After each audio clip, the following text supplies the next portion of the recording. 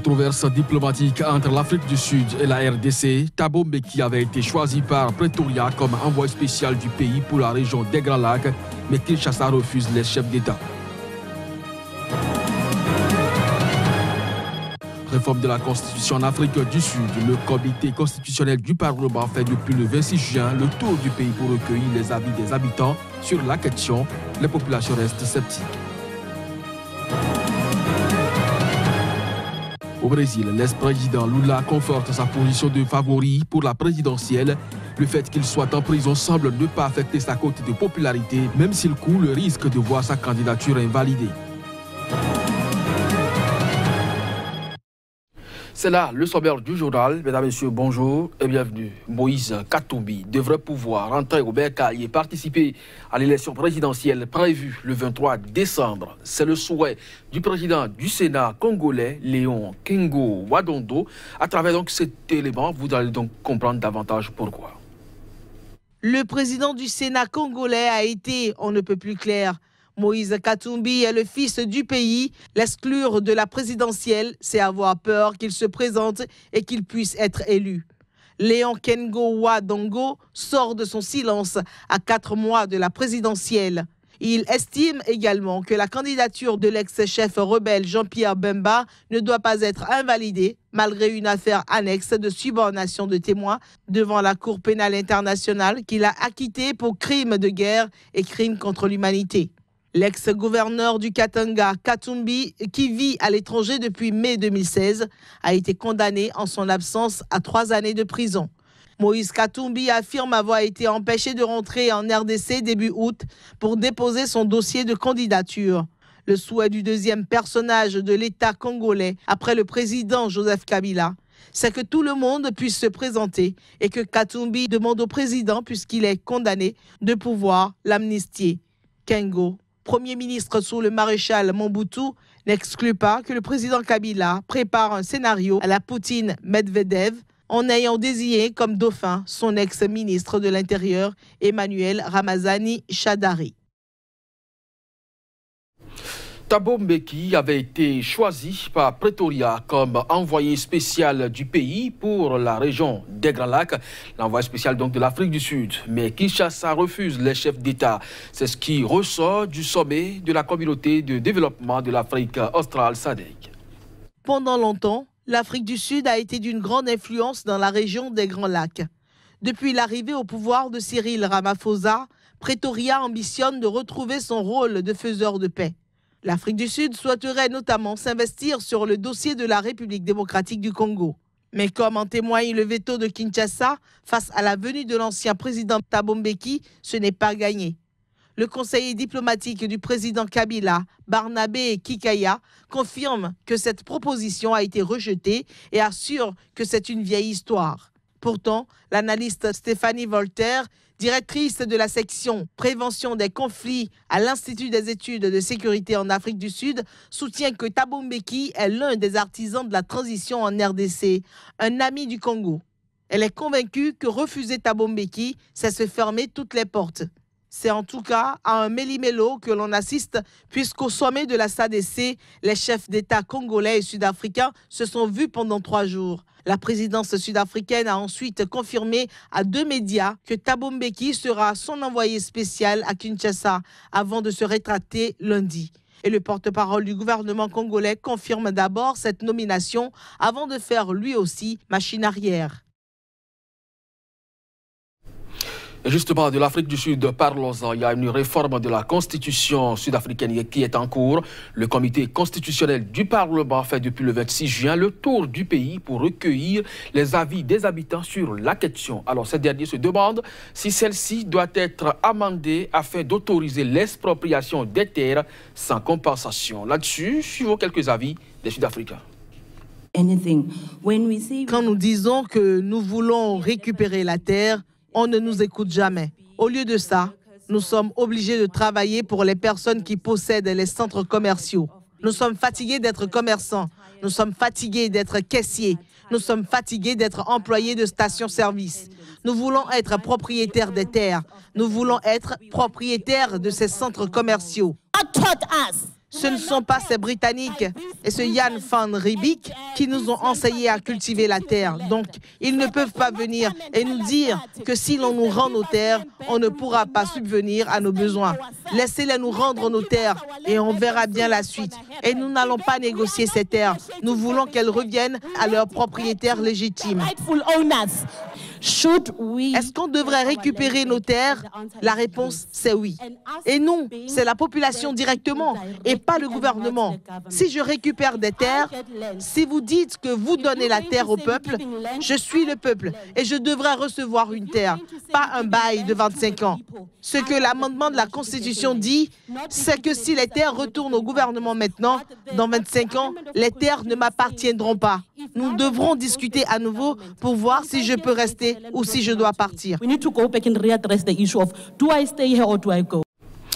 Il ne fait pas bon vivre d'être dans la filière caoutchouc en Côte d'Ivoire. En effet, plus de 20 000 tonnes de ce produit sont bloquées dans les ports ivoiriens depuis plusieurs mois, conséquence d'une décision des armateurs qui ont refusé de transporter le produit, expliquant que le caoutchouc est trop humide et son transport pose problème dans les bateaux. C'est une situation qui fait craindre des manques à gagner pour la filière. 20 000 tonnes de caoutchouc sont actuellement stockées dans les ports d'Abidjan et de San Pedro en attendant que les armateurs puissent les évacuer vers l'extérieur. Si cette production n'est pas conservée dans de bonnes conditions, les pertes risquent de faire baisser toute la production nationale et plonger la filière dans une grave crise. L'Association des exportateurs de caoutchouc naturel de Côte d'Ivoire s'inquiète de cette situation, surtout que le manque à gagner est assez important pour la filière et estimé à 200 millions de francs CFA pour les exportateurs uniquement. Selon l'Association des exportateurs ivoiriens du caoutchouc naturel, ce blocage des exportations est le fait des armateurs qui estiment que le caoutchouc trop humide salit les bateaux et peut contaminer d'autres produits consommables. Près de 50 000 tonnes de produits étaient au départ bloqués, mais à ce jour, il reste encore 20 000 tonnes. Face à cette situation, l'Association des exportateurs de caoutchouc naturel de Côte d'Ivoire ne peut plus acheter de caoutchouc chez les producteurs pour l'acheminer vers l'extérieur. Chose qui inquiète les producteurs ivoiriens, car les récoltes d'EVA risquent de s'accumuler. Au Comores, l'ancien président Ahmed Abdallah Sambi a été inculpé et placé en détention. Ceci dans le cadre d'une enquête sur des détournements de fonds opérés lors d'une vaste fraude au passeport. L'information a été confirmée ce mardi par son avocate. La mise en détention formelle de l'ancien président et opposant aujourd'hui intervient dans un climat politique très tendu sur l'archipel. Les détails. Ahmed Abdallah Sambi a été inculpé lundi par un juge d'instruction de corruption, détournement de deniers publics, complicité de faux et usage de faux et forfaiture dans un scandale de fraude au passeport. Il a été placé en détention dans sa résidence de Ouadou, à une quinzaine de kilomètres au nord de la capitale Moroni. L'ancien président comorien, l'un des principaux opposants au régime actuel, était déjà assigné à résidence depuis 4 mois, accusé d'atteinte à l'ordre public.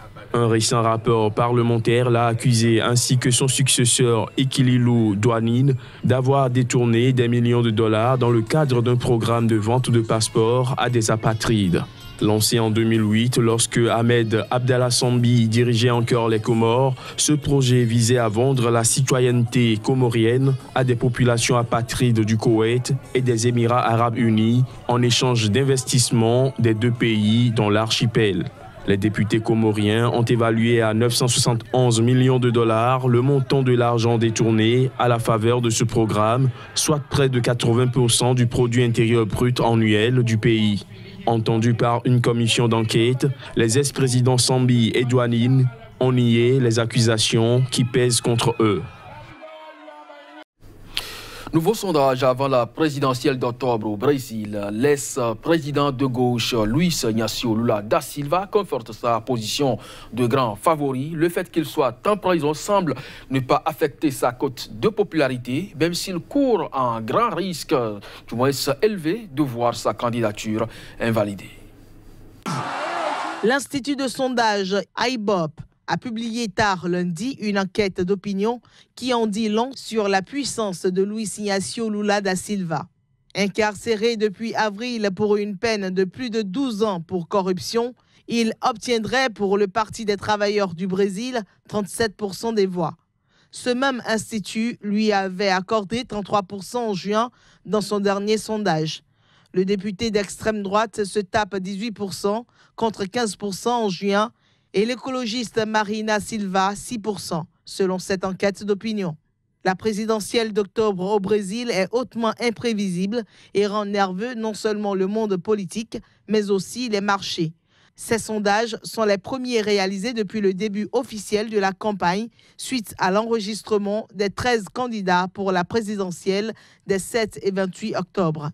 Le tribunal supérieur électoral a jusqu'au 17 septembre pour invalider la candidature de Lula.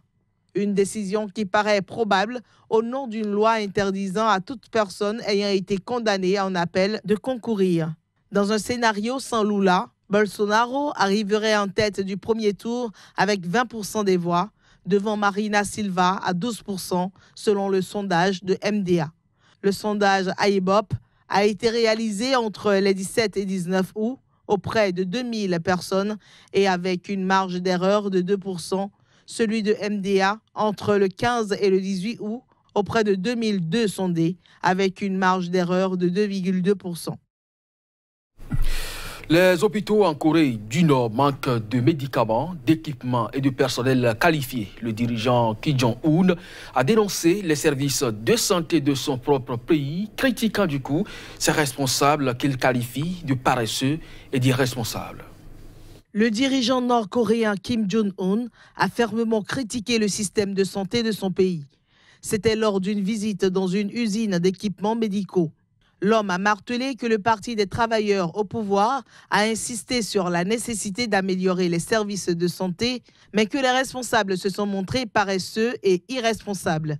Le programme des Nations Unies pour le développement a relevé cette année dans un rapport le manque d'équipements médicaux essentiels, de médicaments, d'équipements thérapeutiques et des compétences professionnelles limitées. En outre, l'eau, l'électricité et le chauffage sont fournis de manière irrégulière dans de nombreux centres de santé. La Corée du Nord, soumise à de multiples sanctions du Conseil de sécurité de l'ONU pour son programme d'armes nucléaires, souffre, à en croire les organismes d'aide internationaux, de pénuries alimentaires chroniques et de services de santé défaillants. La Corée du Nord appelle à la levée des sanctions, mais Washington exhorte la communauté internationale à maintenir sur elle une pression maximale pour la contraindre à renoncer à ses arsenaux atomiques. Après la démonstration de sa force nucléaire, Kim Jong-un a annoncé avoir achevé le développement de ses capacités nucléaires et déclaré que le développement économique était sa nouvelle priorité. Merci de nous avoir suivis ou que vous êtes sur la planète. L'actualité se poursuit sur les sites de Sikae en direct. Merci donc et à très bientôt.